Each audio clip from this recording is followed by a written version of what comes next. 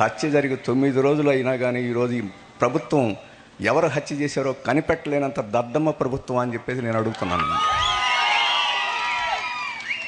Police శాఖ వారు, హోంమంత్రి వీళ్ళందరూ చెప్తుంటారు, దొంగల్ని గంటలోనే పట్టుకున్నాం, దోపిడీ చేసిన వాళ్ళని రోజులోనే పట్టుకున్నాం అని చెప్పేసి రోజు పేపర్లో చెప్తుంటారు.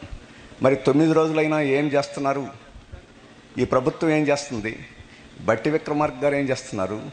CM, home minister, chief minister గారు ఏం చేస్తున్నారో రాష్ట్ర ప్రజలకి, తెలంగాణ ప్రజలకి సమాధానం చెప్పాలని చెప్పేసి నేను కోరుతున్నాను.